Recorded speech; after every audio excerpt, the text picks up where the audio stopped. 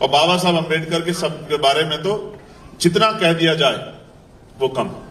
हम एक बार को अपना अपमान बर्दाश्त कर सकते हैं, अपना उपहास बर्दाश्त कर सकते हैं, अपने परिवार का अपमान बर्दाश्त कर सकते हैं, अपने परिवार का उपवास बर्दाश्त कर सकते हैं, लेकिन बाबा साहब अम्बेडकर के विषय में अगर कोई एक शब्द भी बोल जाता है, एक शब्द भी, इसका उदाहरण भी बताऊंगा, मैं हवा वाली बात नहीं कहता, इसका उदाहरण भी बताऊंगा। कोई बाबा साहब अम्बेडकर के स्टैचू को छू लेता है, उनके स्टैचू को नुकसान पहुंचाता है, उनकी तस्वीर को कोई नुकसान पहुंचाता है, तो हमारे कलेजे में ऐसा लगता है कि जैसे हम पे चाकू चल गया है, जैसे हम पे गोली चल गई है। बाबा साहब तो हमारे हृदय में, हमारे मन में, हमारे मस्तिष्क में उस तरह का स्थान ग्रहण करे हुए जो मिटाई से मिट नहीं सकता।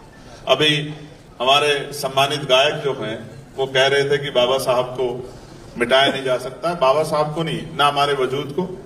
बाबा साहब तो ऐसे अमिट छाप हैं, जब तक हम रहेंगे उस देश का इतिहास रहेगा, बाबा साहब अजर अमर रहेंगे, बाबा साहब को कोई नहीं करेगा। मैं इसका उदाहरण भी आपको बताता हूं। अभी मध्य प्रदेश में कुछ गैर जिम्मेदार लोगों ने बाबा साहब अम्बेडकर के ऊपर टिप्पणी की, तो हमारे लोगों ने 15 तारीख का एक आंदोलन कॉल कर दिया। और आंदोलन, हालांकि मैं उस आंदोलन का समर्थक नहीं हूं क्योंकि मैं तो संविधानवादी व्यक्ति हूं।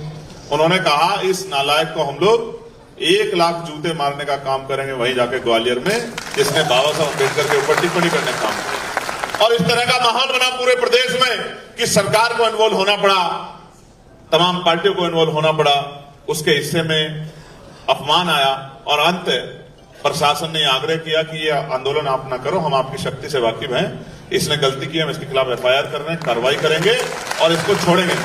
ये बात मैं आपको इसलिए बता रहा हूं कि आपको पता होना चाहिए कि देश में क्या चल रहा है।